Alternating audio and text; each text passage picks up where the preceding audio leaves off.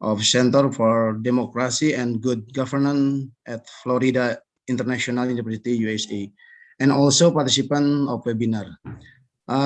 Ladies and gentlemen, we are now going to listen to the opening speech delivery by the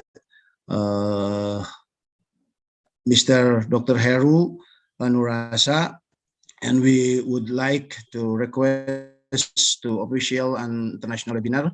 Ladies and gentlemen, please welcome Mr. Dr. Heru Nurasa.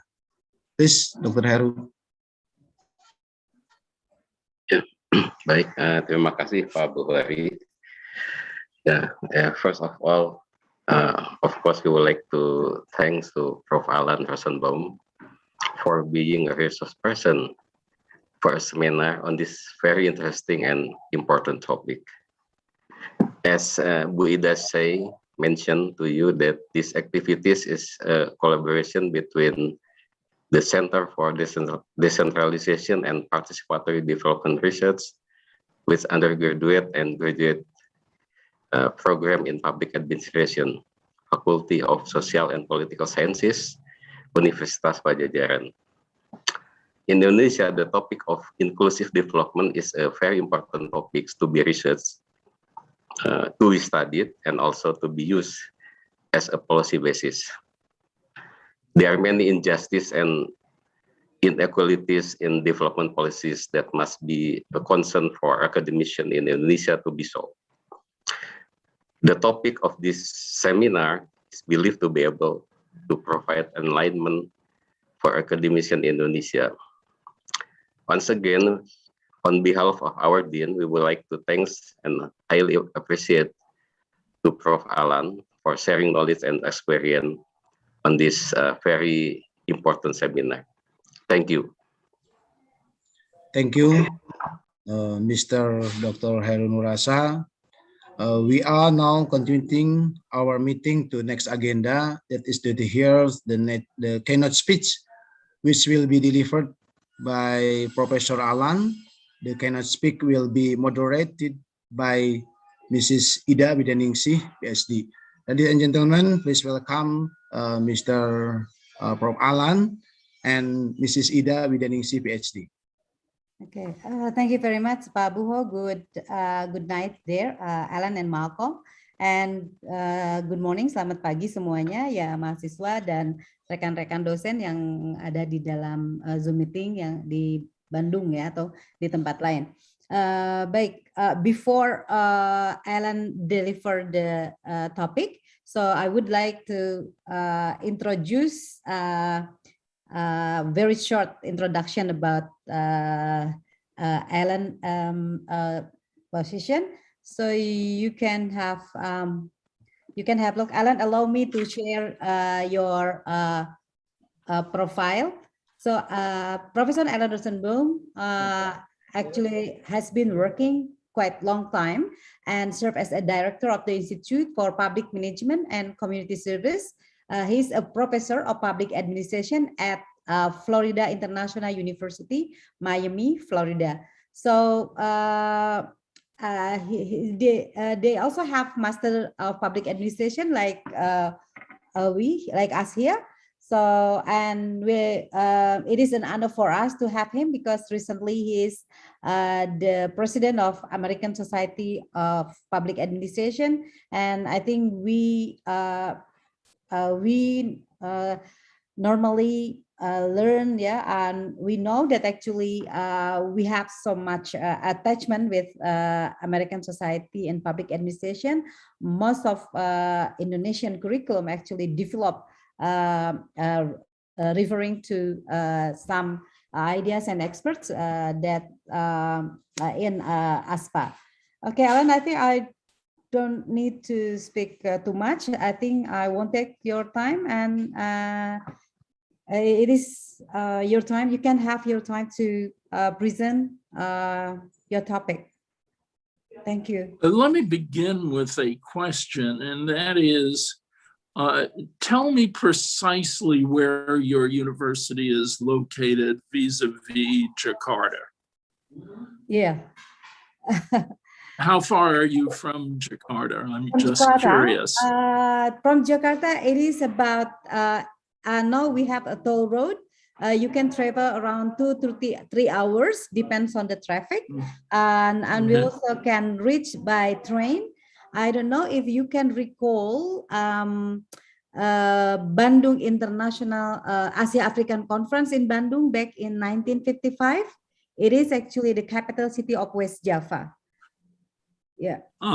Yeah. Okay, Yeah. I have had a couple of opportunities to visit your country.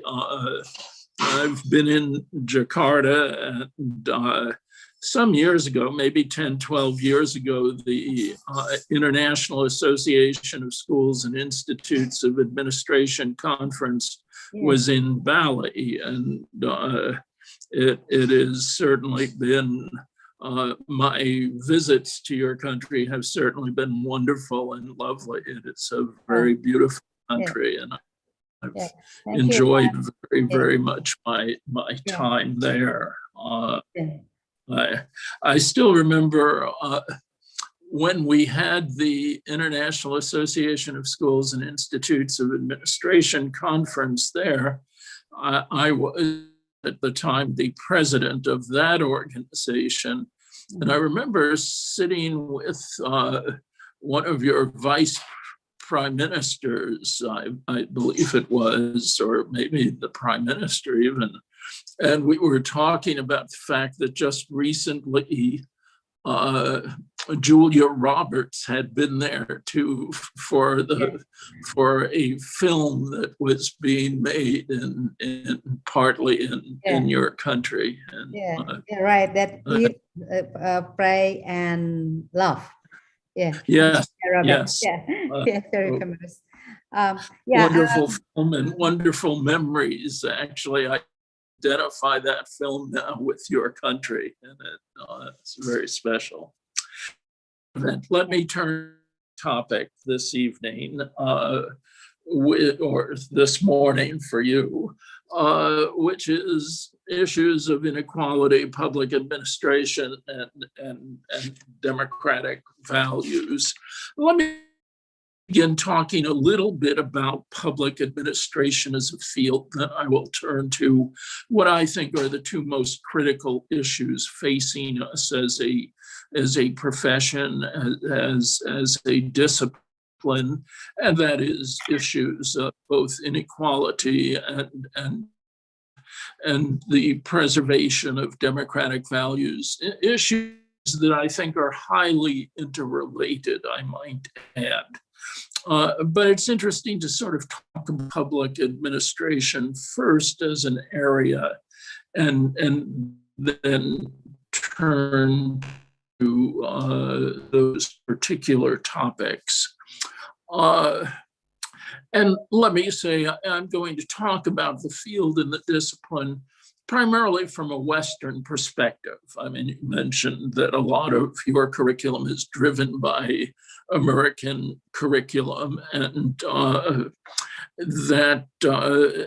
that's obviously what I know best. And we've really been developing the field of public administration in the United States for about 130 years or so, and that's what I will focus for just a few minutes on. I might add that I'm fully aware that, for example, other countries began a lot before us. I mean, if we were talking about China, I guess we could say that, a good 2,000 years ago, they began about issues of public administration and that sort of thing. But in terms of the United States and Western public administration, one of the interesting aspects that is really forgotten these days too often is that American public administration grew very much out of a desire for progressive reforms of government and improving the quality of government. And, we often talk, when we're talking about American public administration and public administration theory that, you know, we draw as a field from many different areas. We draw from psychology and sociology and organizational theory and political science and the like. And part of the reason for that, I would suggest, is that our public administration emerges really out of this desire for governmental reform, and constantly it emerges as a field not so much from academic theory, really from practitioners engaged in attempting to make government more effective in terms of producing social equity, producing democracy and democratic values and the like. And you see that when you sort of talk about the early theorists, the early people influencing public administration in the United States, we are talking not so much about academicians, but really about practitioners who are concerned with making government better, more effective, more democratic, more fair. People like Jane Addams and Mary Parker Follett, women who were really involved in the late 1800s, turn of the century, 1900, 1910, in working in communities to make them more democratic and more fair and more equitable. And in large part, because of that, we did, when it came to construct academic discipline of public administration, we wound up in a situation where we drew many different approaches. And in that sense, public administration is different than many of the social sciences, which begin with academic theory. We begin much more with the effort to make government more responsive to the people, to make government more democratic, to make it more concerned with social well-being. Unfortunately, I would argue that much of that spirit was lost with the occurrence of World War II. There's an irony. I mean, one of the great theorists of American public administration, Dwight Waldo, who was working at around the time of, actually, he had just finished his PhD at the time that World War II broke out. And he wound up, as so many professors of public administration at the time did, working in government. And ironically, Waldo has written and spoken about the fact that government service and experience in government is really something that every professor of public administration should have as part of their intellectual development. But ironically, in the aftermath of World War II, we begin to move away from that kind of focus on practical realities of making democratic government work better, of making government more equitable and fairer for all people. As a discipline, at least, we move away from that, in part because as a discipline, we become much more academic and become much more driven by university priorities. And what are those priorities? Those priorities are to develop research and get a research record so that you can become a tenured professor in your university and pursue your academic career. And one of the consequences of that, not intended, but very real consequences, is that we move from this broad perspective on how to make society better that was a part of the initial founding of the dissertation to much more narrower perspectives. And why?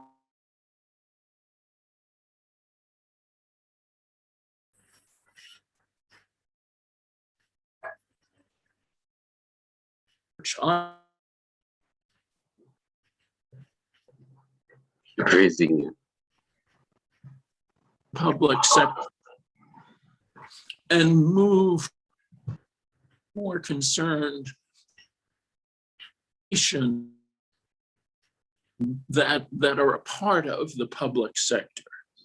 And so we begin to focus much more of our research and our attention on individual organizations, how organizations work better, how they can be more effectively run, how leadership for organizations is more effective, and how we encourage participation within organizations. And we lose our focus on this broad context of the world in which organizations are working.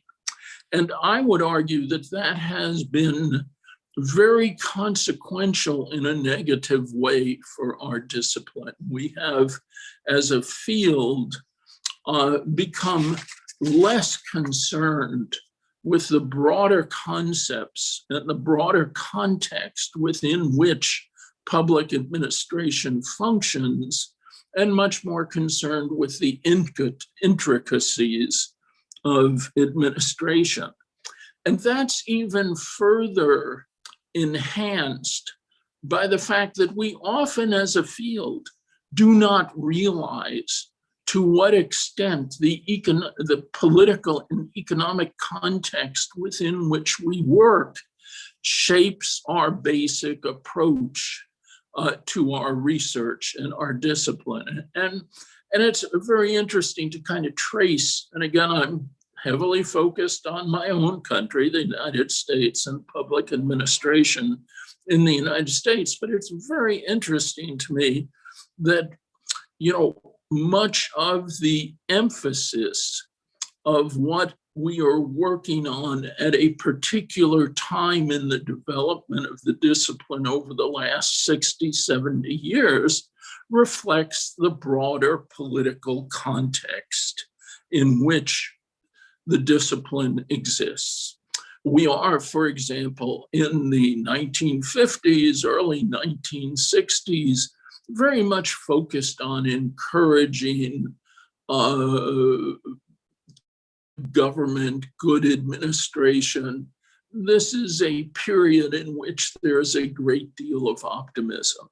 We see in the mid-60s the beginning of the major critiques of society, for American society, for its lack of inclusion of those with less resources, and you know, the war on poverty and that sort of thing.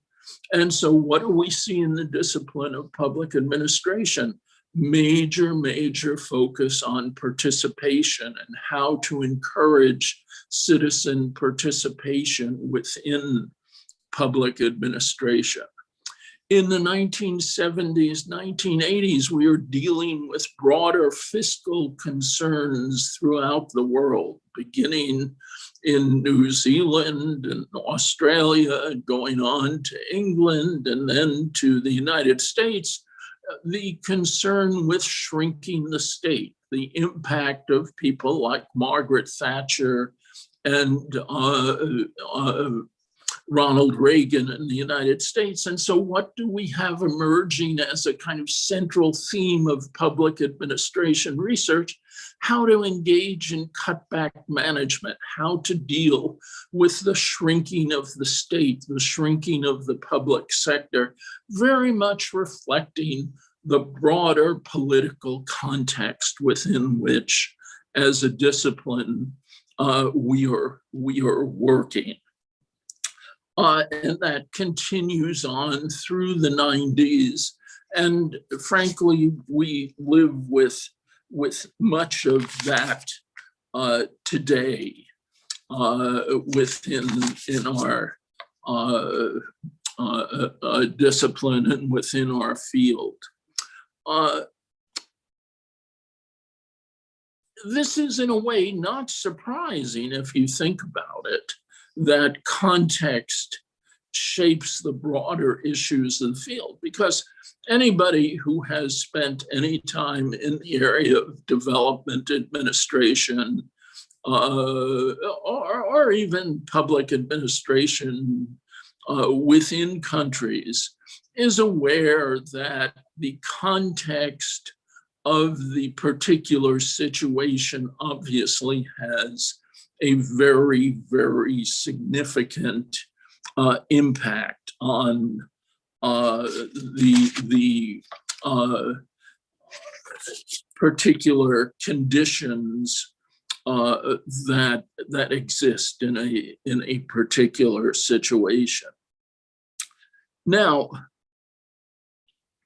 one of the consequences of the fact that really for the last 40 years, we have been very much influenced as a discipline by the impact of the Margaret Thatchers and the Ronald Reagans in terms of shrinking the state, limiting the state. And we see that in all sorts of different ways. For example, many of the international development organizations beginning in the 1990s started to talk about governance rather than government. And part of the reason for that was that they were arguing that governance involved the government, the private sector, and the nonprofit sector. And why were they arguing that? To have effective governance, you needed the combination of all three. Well, part of it is that it is certainly useful, but part of it also was that the role of the state was in many of the developed countries shrinking significantly. And in many of the less developed countries, there were major issues, less economically developed countries, there were major issues of corruption and difficulties in dealing with governments to get them to work effectively on behalf of the people.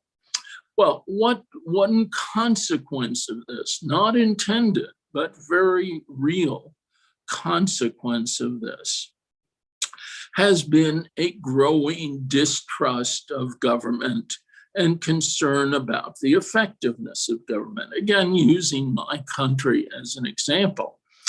If you took a survey or polls, which were being done, of citizens' trust in government and attitudes towards government, in the 1950s, 70% of the American population routinely said that they had great trust in government to do what was necessary to solve the major problems of society.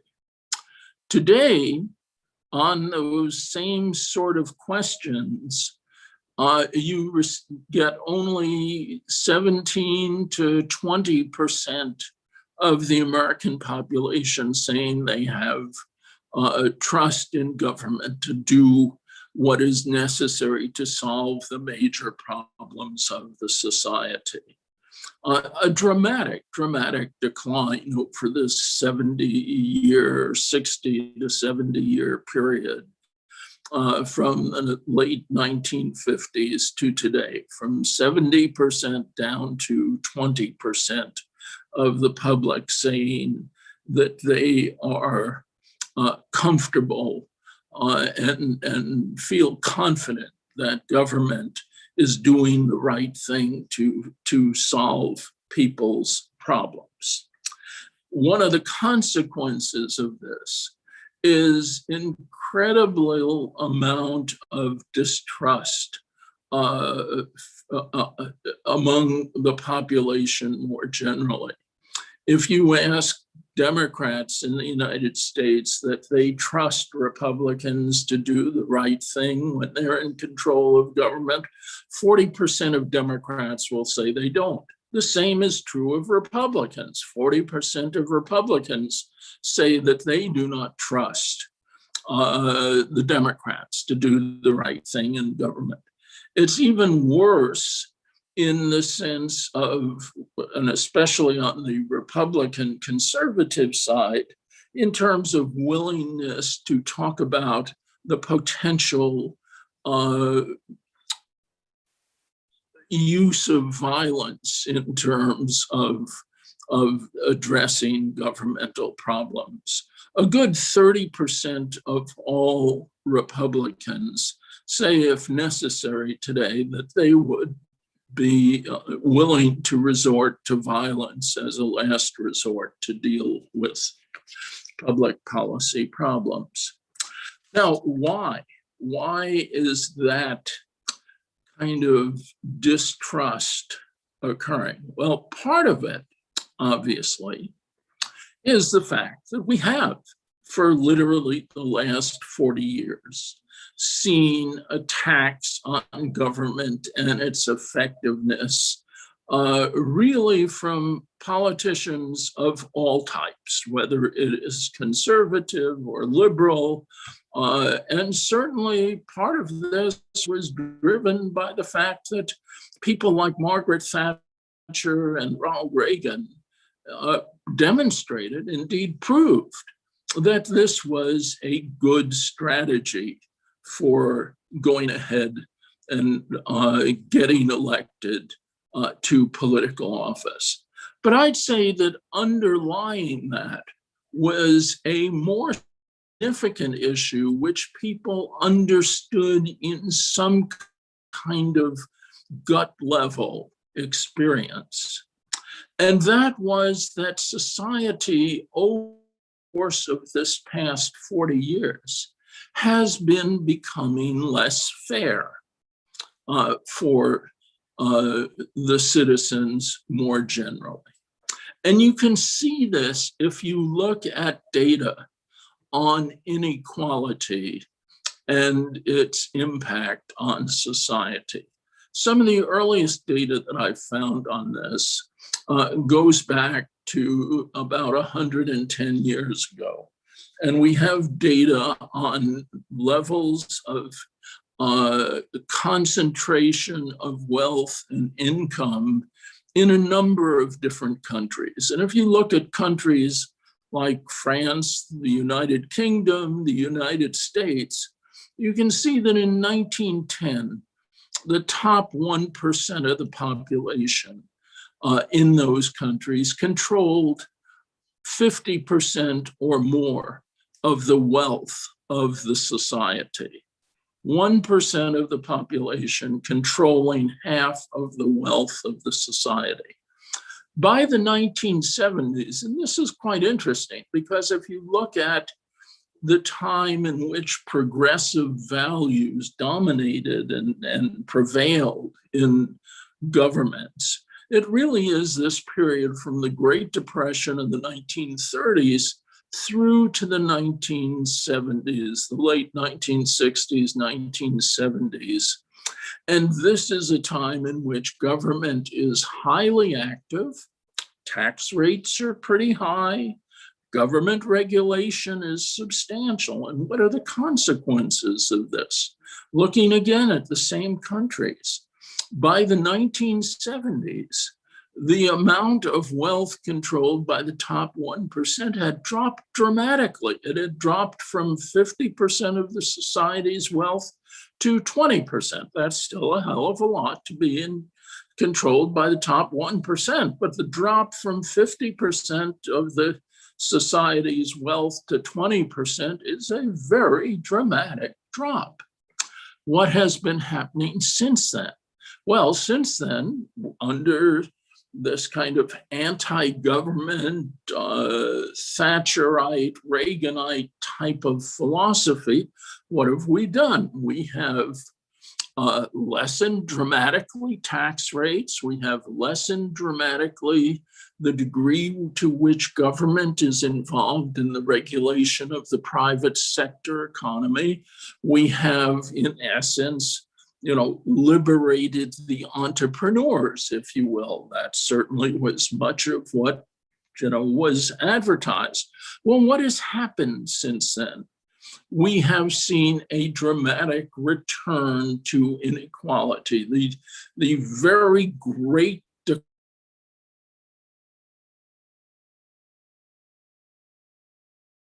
I think wealth and income in societies has reversed. And we now are at a point where, for example, in the United States, where in the 1970s, the percentage of all of the society's wealth controlled by the top 1% was 20% of societal wealth in the 1970s. Now it's doubled, 40% of societal wealth, almost back to the most unequal period in the history of our country, which was the 1910, 1900, 1910 times. And the same is very true of countries like France and the United Kingdom. It's equally true of countries like China and Russia, and basically pretty much entirely around the world. We see this very significant reconcentration of wealth, driven largely by the fact that income is also heavily being reconcentrated toward the most well-to-do in the society. And that has very profound impacts in many, many ways. For instance, in terms of the consumption of the world's goods each year, the world's goods and services, the top 20% of the population of the world consumes 80% of the world's goods and services. The bottom 20% of the world's population consumes just above 1% of the world's goods and services. Think of that. 1/5 of the population's consuming 80% of the world's goods and services. Another 1/5 of the population is consuming a little more than 1% of the world's goods and services. And you see that in things like access to automobiles, pretty central for much of the Western developed society, its most economically developed societies. The reality is, once again, the top 20% of the world's population own almost 90% of the world's automobiles. The bottom 20% of the world's population owns less than 1% of the world's automobiles. So you have this this massive growth in inequality over the past 50 years, is not just an abstract kind of situation. It is a situation that has a profound impact on people and people's well-being. And a large part of that is driven by the fact that governmental capacity has been dramatically reduced as a consequence of the Thatcherite, Reaganite philosophies. And while it's not a driving force, the fact that public administration as a discipline has focused on those philosophies rather than resisted them, I would argue contributes in a small way. Not, I'm not going to blame us as a discipline for the ills of the world, but I think we have not done what we could and might and should be doing to argue to the contrary on this. And as I say, you see this in terms of the dropping of governmental capacity. Tax rates have declined. Government's involvement in attempting to regulate and make more fair the private sector has declined significantly. And the result of this, that governmental resources and capacity has declined. In the 1970s, 30% of the world's resources were under the control of government. 70% under the control of the private sector. Today, 90% of the world's resources are under the control of the private sector. Only 10% of the world's resources are available to the public sector for its use and purposes. Well, what do we do about this with its obviously profoundly, I would argue, destabilizing impact on government and on society? I mean, the statistics I was talking about a little bit ago in terms of willingness to resort to violence, distrust of the of people who take different political views than yourself.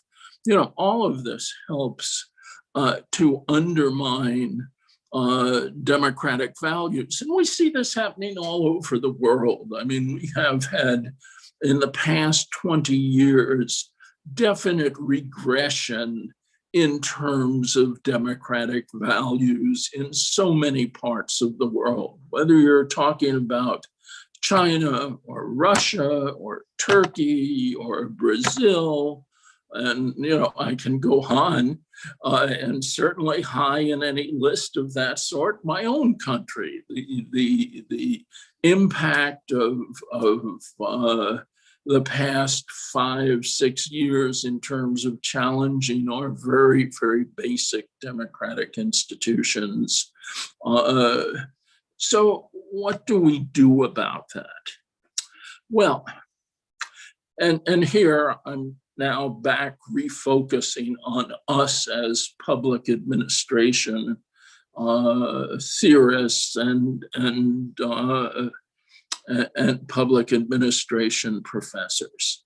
Well, it seems to me that the first thing we need to do is to remember our history. And that's why I began talking a little bit about our history as a field. We really emerged as a field with a major concern, not just about making government more efficient or more economical, but really reforming government, making it more responsive to all of the citizenry, making it fairer, making it more equitable.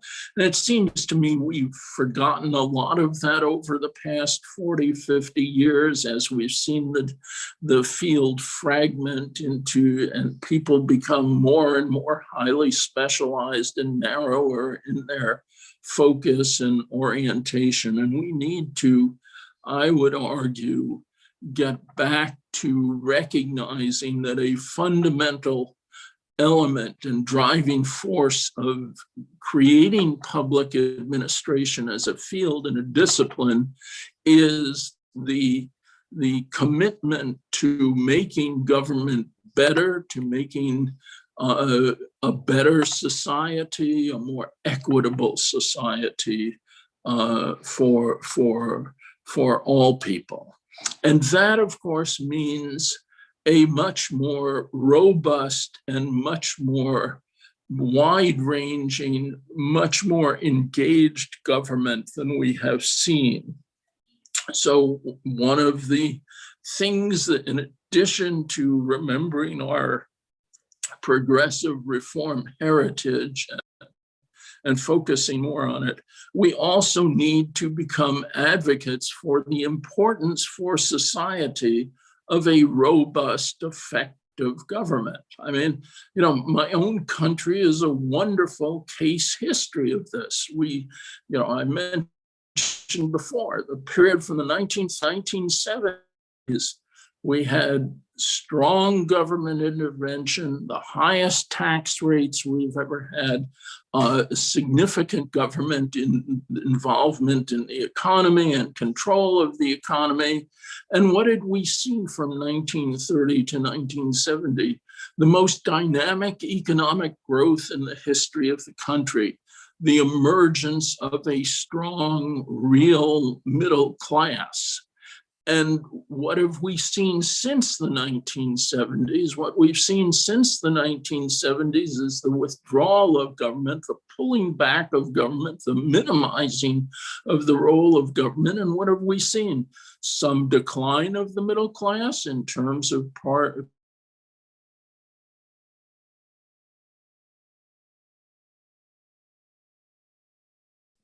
the population, and increasing political concern and political dysfunction. Now, what do we need to advocate for? Obviously, we need to advocate for deconcentration of economic power, deconcentration of resources, lessening of issues of inequality. And what produces that? A stronger, more robust government, a government that is more engaged in taxing policies. I mean, you know, the single most important policy to deal with inequality in society is, in fact, the capacity of the government to tax and who it taxes and what it uses, how much it taxes and what it uses tax for.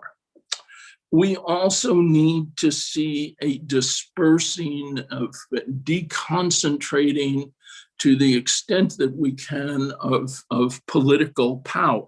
None of these are easy things to achieve. Regarding the political power, I always love the wonderful quote of the British political commentator of about 130 years ago, Lord Acton.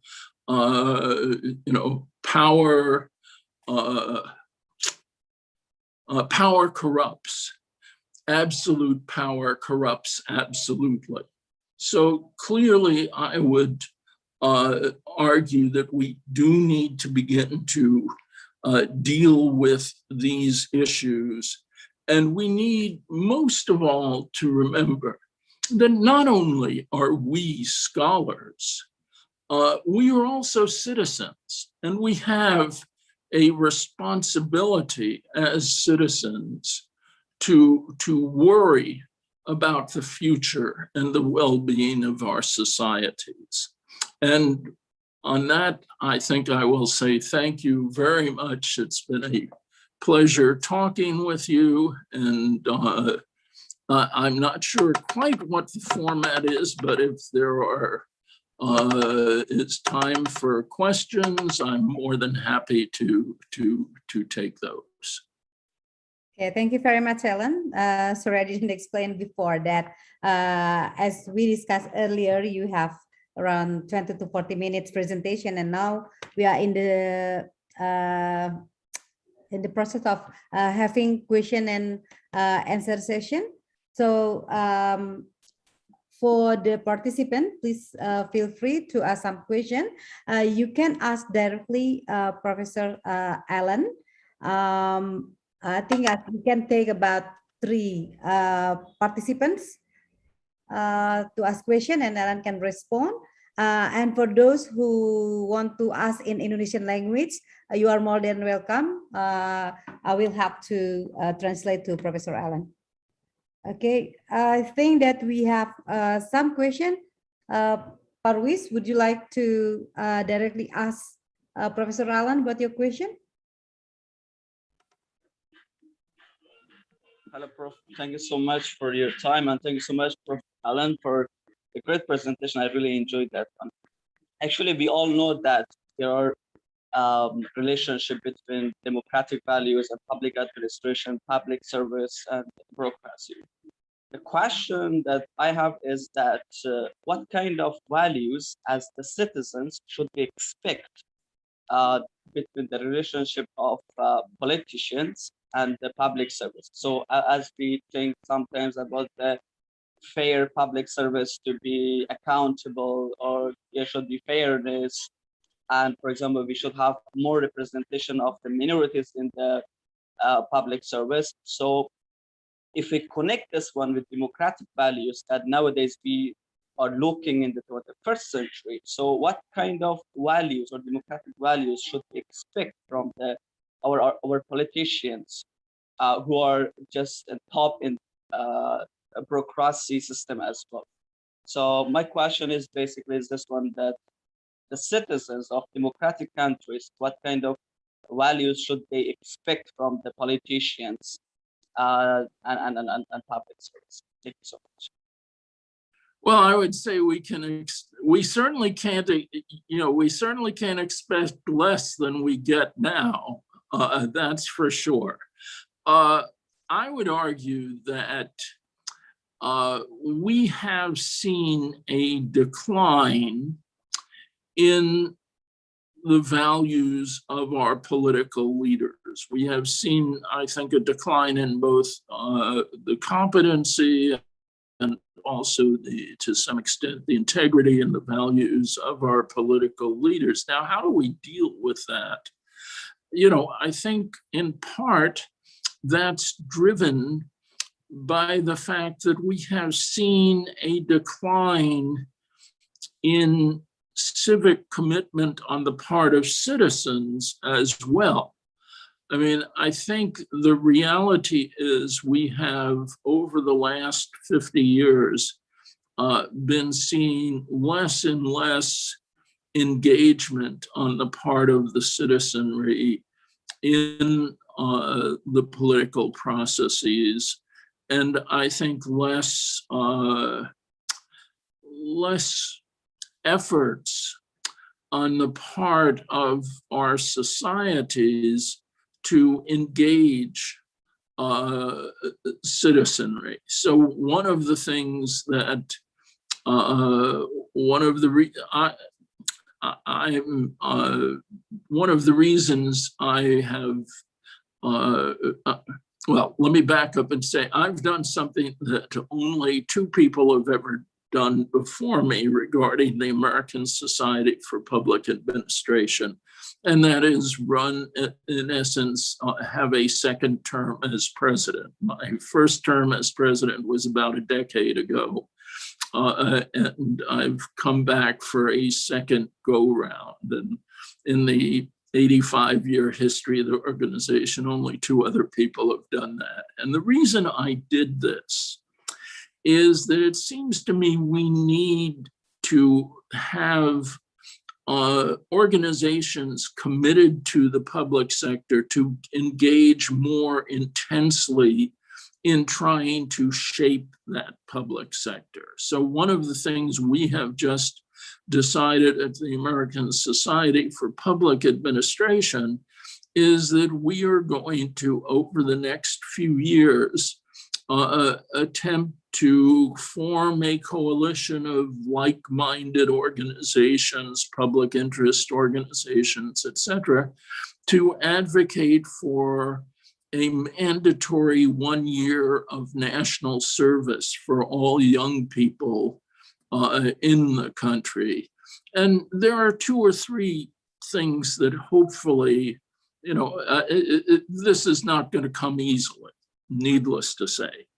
And, ASPA alone is like a drop of water in an ocean in terms of trying to achieve this. But if we can form a coalition of other influential public interest groups and begin to push for this, my hope would be that this kind of requirement would both give our young people more of a sense of responsibility for the society and its well-being, and also it would force them, people of very different nature, to interact together. I mean, really now, so many of our societies, not just the United States, is becoming split between,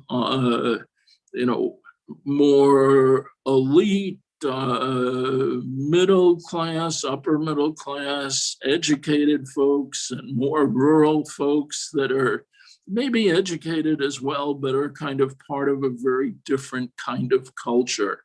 And maybe if we required all of our young people to spend a year engaged in public service activities and interacting with one another, it might help both to lessen the divisions as well as encourage and create more of a commitment to joint social well-being. So efforts like that, I think, are really things that as a discipline and as a profession, we really need to focus on. And I think that will help, we get the kind of government that we demand.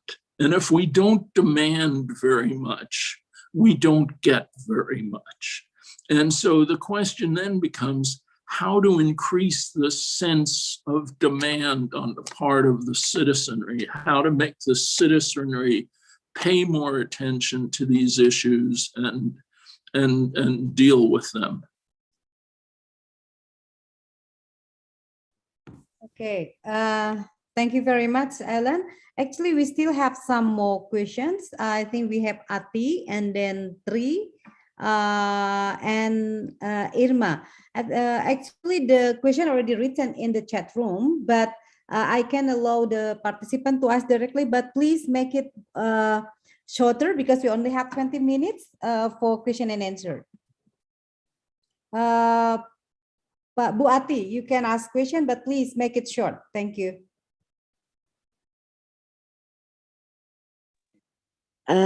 Well, hello, Prof. Alan. How are you? I hope you're really, really good there. Yeah, it was delightful to have you here.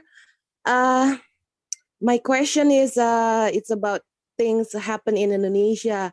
Ultimately, virtually every state in the world claims to be democratic. Yeah, but the extent to which the state functions in the interest of population as a whole depends on many factors and not just democratic elections. And we're talking about Indonesian's history.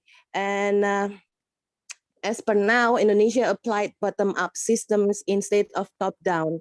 My question is, how can democratic process be allied with effective state actions to promote rapid and equitable development? Thank you very much, Prof. Stay safe, stay blessed. You're awesome. Thank you. Thank you. Well, there is a long academic debate over the extent to which there is a connection between economic development and democratic participation. And the results in terms of the research, most of which involves mass quantitative studies looking at 100 countries over 30 or 40 years, that sort of thing, it is somewhat inconsistent. Some of the studies say there is a very close tie between democratic conditions, and some say that there is very little.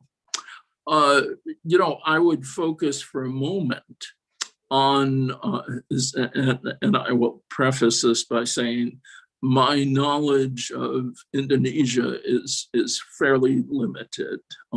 So in terms of its history and its politics, I mean,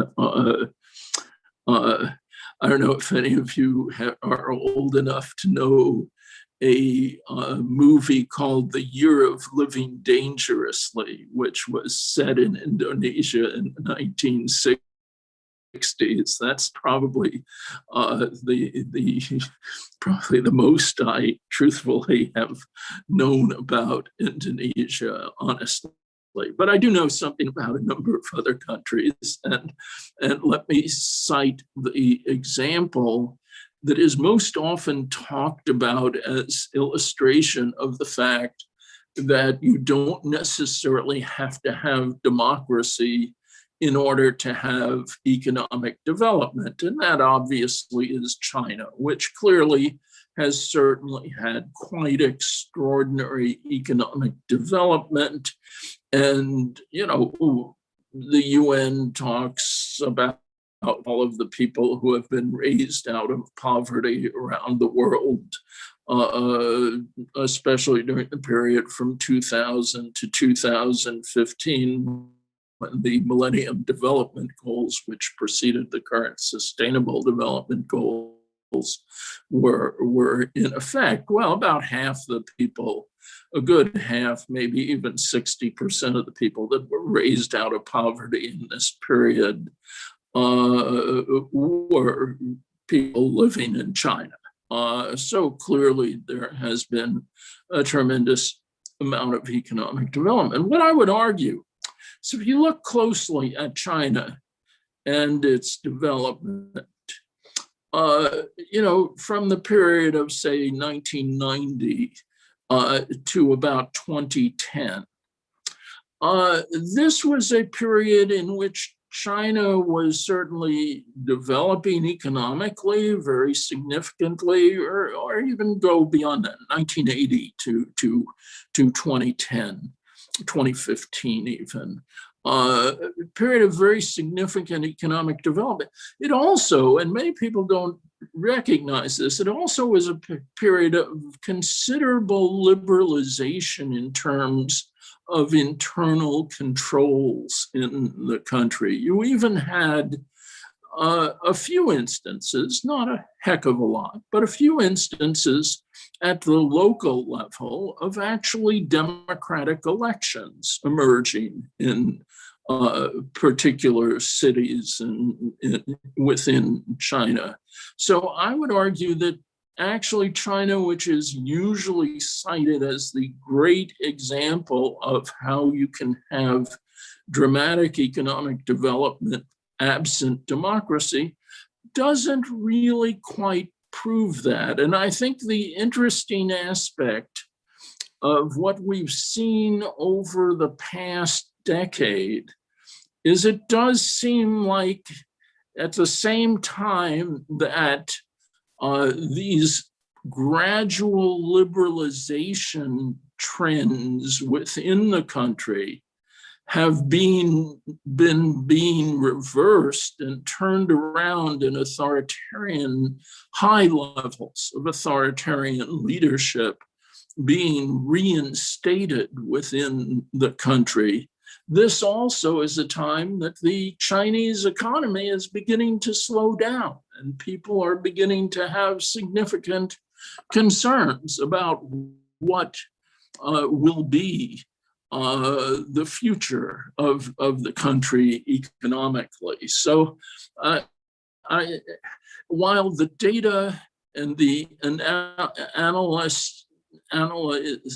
analytic studies looking at the relationship between economic development and democratic development are somewhat ambiguous. I think if you look really closely you can see that there is a general tendency towards economic development coinciding with liberalization of societies, even if those societies have not yet made their way to what we would call as real democratic societies.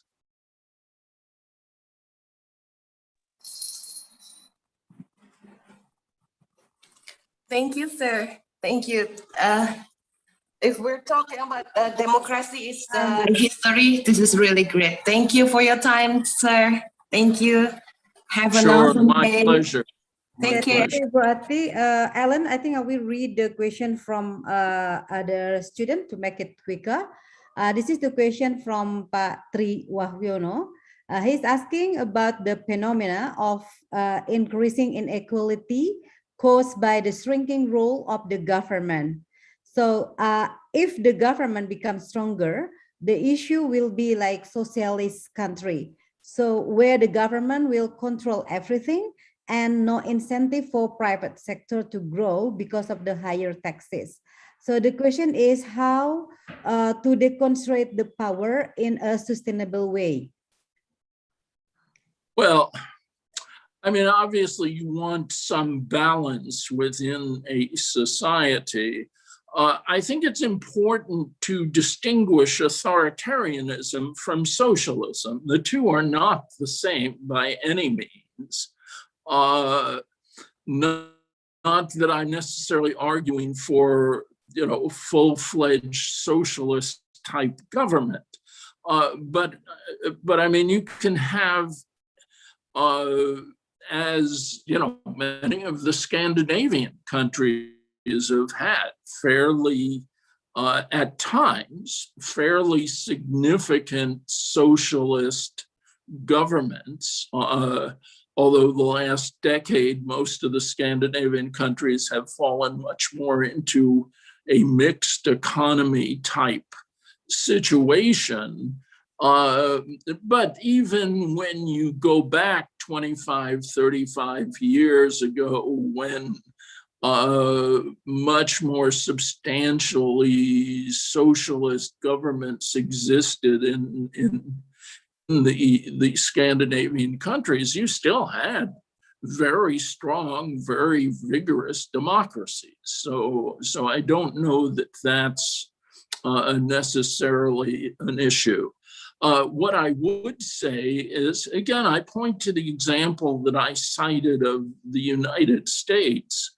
If you look at the United States from the 1930s to the 1970s and then the 1970s to today, we are a wonderful, what social scientists call natural experiment. We have one period of very activist government with very high tax rates and one period of very inactivist government with very low tax rates, very little regulation of the economy. More recently, very extensive regulation of the economy in this period from 1930s to the 1970s.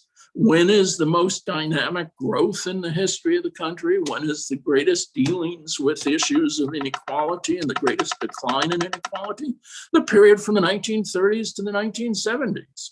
When do we see inequality rising and resources being increasingly concentrated? What is it, 9 people in the United States control, incredible amounts of resources. I forget, I've seen some discussions in the media, but I think that, what you need, a robust public sector does not, despite much of the arguments of the private sector and their interest groups and the like, a robust public sector actually can be very helpful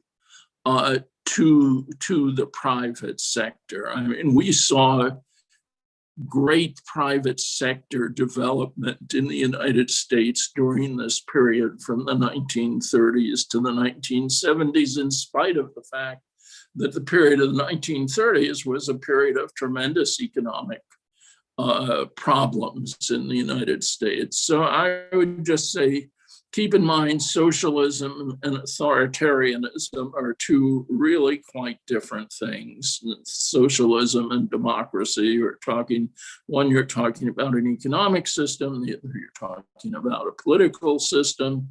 You can have the two come together fine. You can also have socialism with authoritarian government, and that's what we don't want to see. So I would argue that keep focused on the more important thing, which is the degree to which, and someone made the comment before that elections are not the be all and end all of a democracy. They are obviously not. I mean, we see several democracies, quote unquote, where elections have not necessarily guaranteed the fact that you will have responsive, fair, equitable government. You need to have elections. You need to have serious competition. You need to have a vigorous civil society with multiple resources. And most of all, I would argue, you need a system where power is dispersed and deconcentrated. It is, I think good old Lord Acton had hit on it when he suggested that concentrated power leads to authoritarian power and corrupt power. So I noted one of the professors focuses on directs a center on decentralization, and like decentralization is obviously a key element in terms of the deconcentration of power, not the only element, but certainly an important one. And it has its plus and minuses. Look at my own country. Decentralization enabled the maintenance of slavery and segregation within our country. On the other hand, decentralization probably kept Donald Trump from stealing the 2020 election. I mean, if there had been a single, our elections are managed and administered by about 9,000 separate jurisdictions. Election administration is very decentralized. It's run by local communities. And so you had literally 9,000 different bodies that were putting together and overseeing in their communities the electoral process.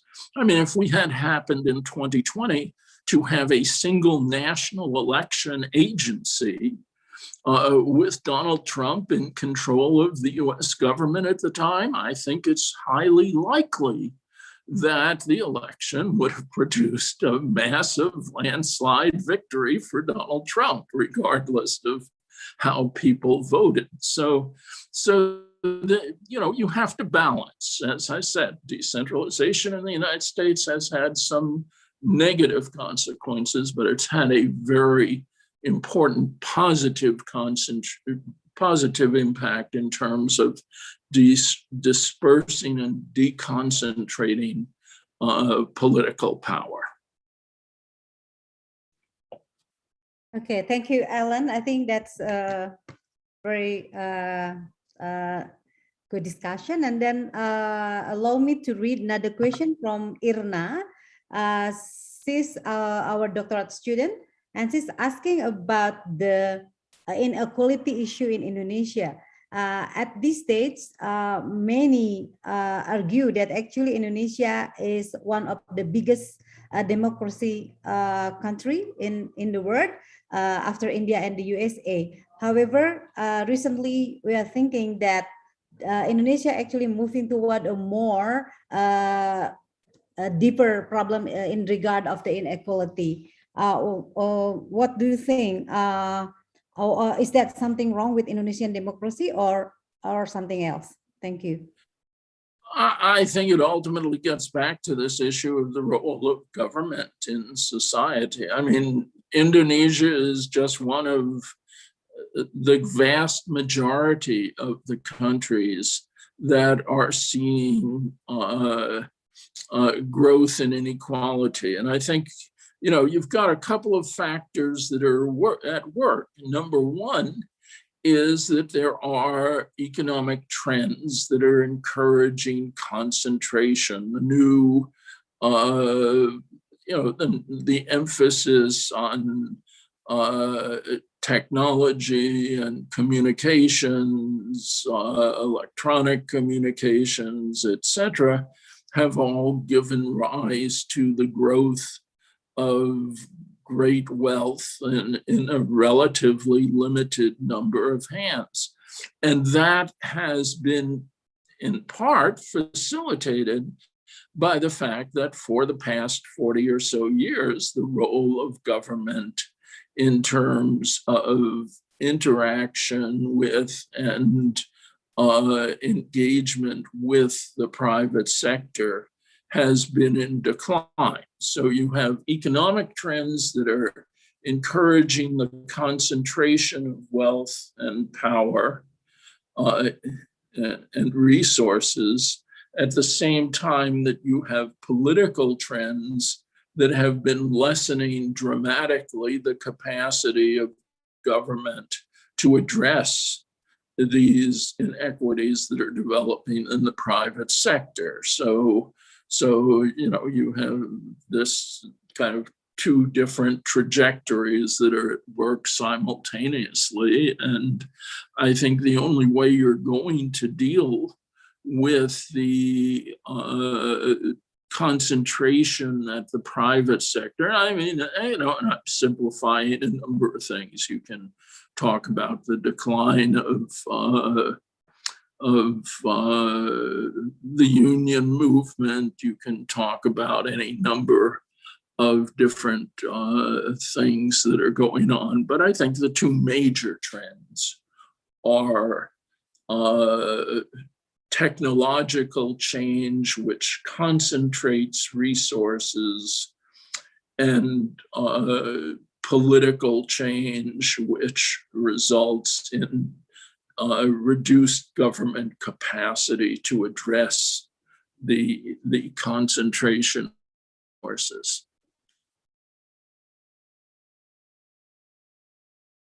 Okay, thank you very much, Ellen. Well, there's the last question from the chat room. Anybody else would like to ask? Probably we can have one more participant to ask question.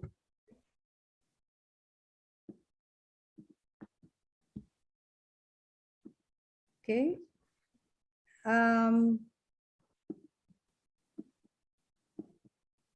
Okay. I think maybe we've worn everybody out. Yeah. Okay. I think if there is no more question, this should be fine. Thank you very much, Alan. This is very interesting lecture on the issue of inequality, public administration, and the fight of democratic value.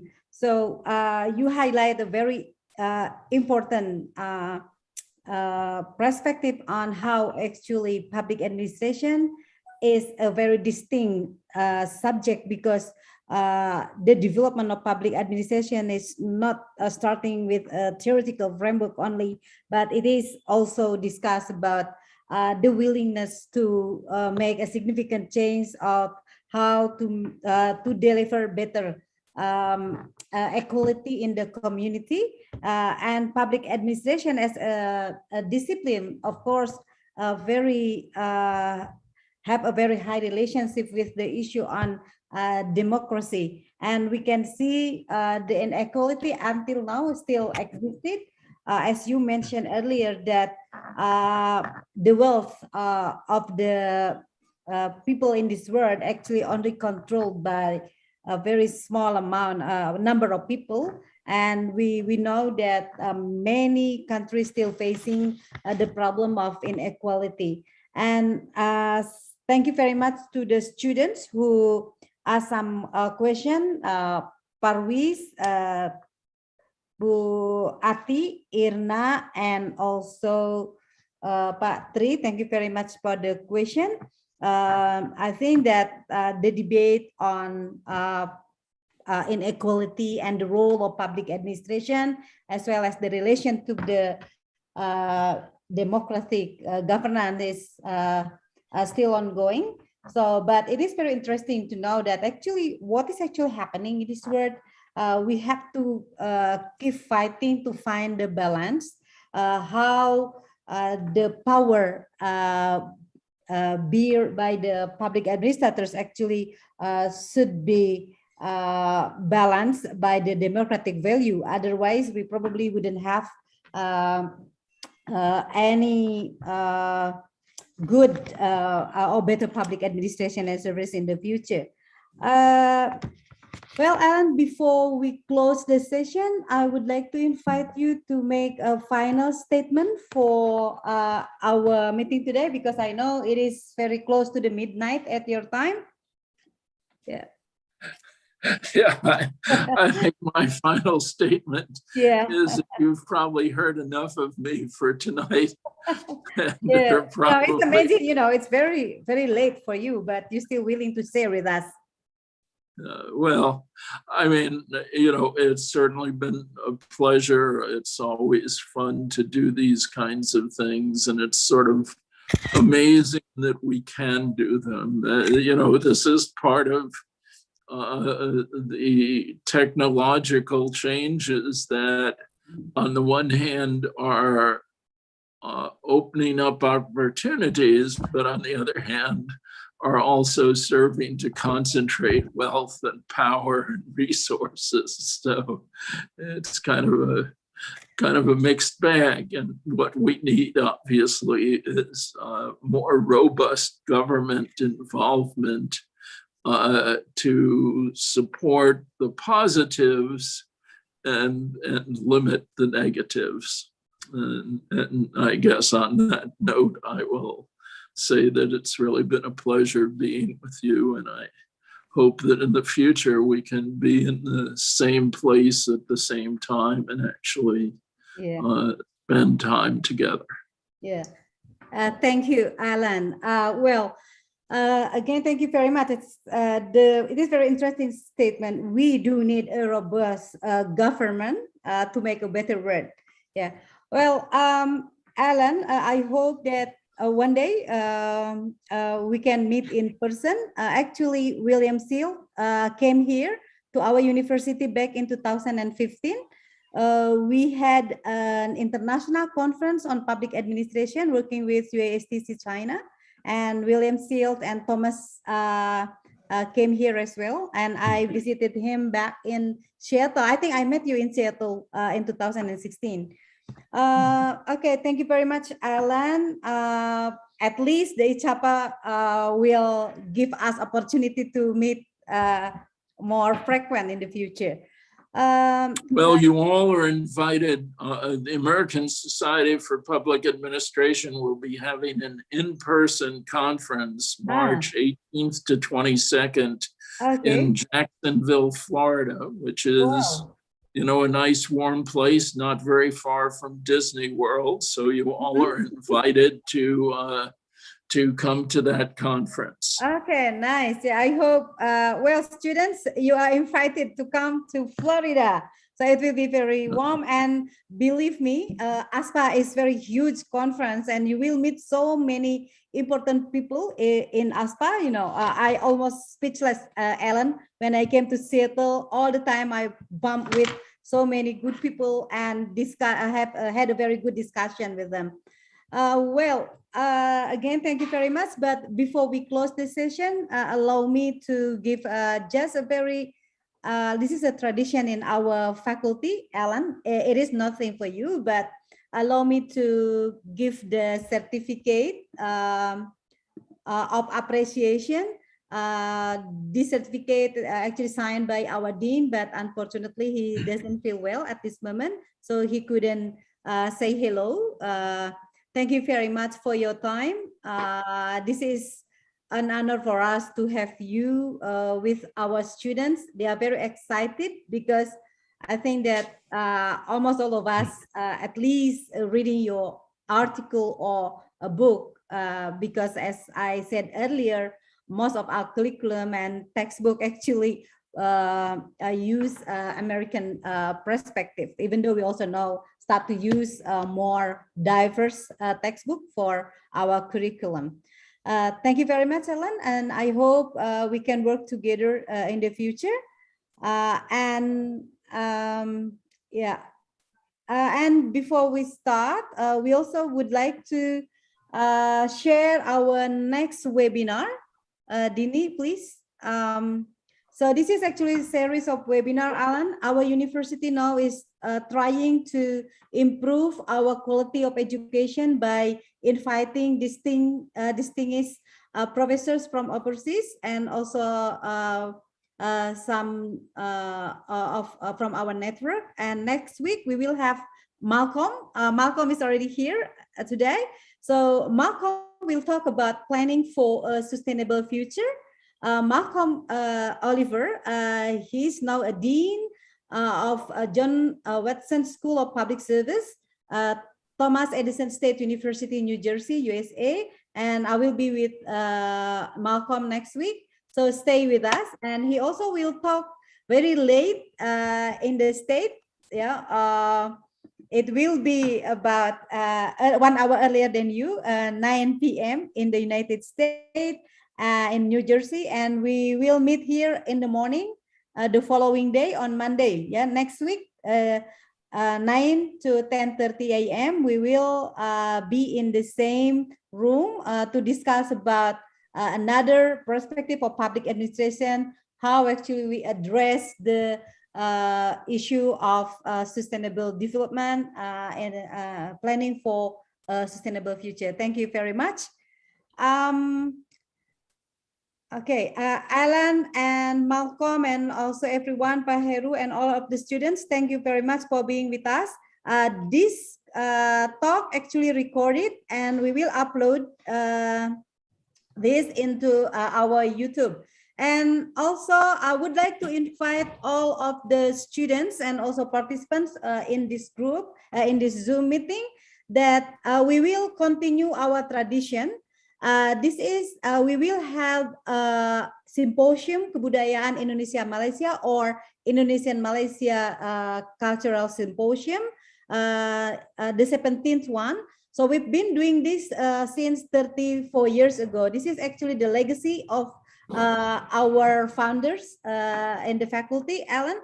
So we will discuss we have a conference. The topic is strengthening resilience toward a sustainable future, learning from the pandemic COVID-19. There are at least 6 different sub-themes for this. And we will publish the work in abstract proceeding, extended abstract proceeding, chapter in book, and also some journal published by our university, National Index Journal, as well as some journal published in the University of Kebangsaan Malaysia. So actually, we really invite you to join us. And probably some of this is actually not only for Indonesian and Malaysia. If you have some thoughts and want to discuss the issues on the resilience in the pandemic, you are more than welcome to join us.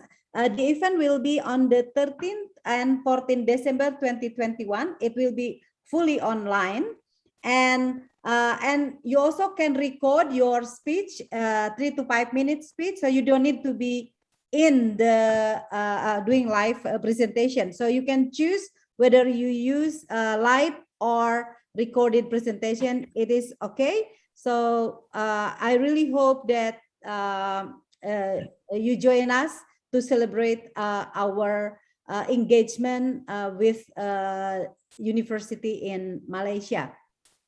Okay. Again, thank you very much, everyone. This is actually open to all of the students and to practitioners as well as academic everywhere in the world, even though it is under the title of Indonesia Malaysia, but we can discuss broader issues on pandemic and resilience problem.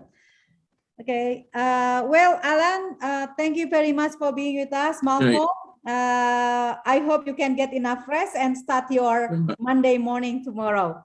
Thank you. Good night. See you. Good night. Good night. All right. See you Good again night. next Thank week, you. Malcolm. Thank you. All right, thank you, Ida. I look forward to it. Look Good forward to night. having everybody up at 9 a.m. Okay. Thank you. Bye-bye. Terima kasih.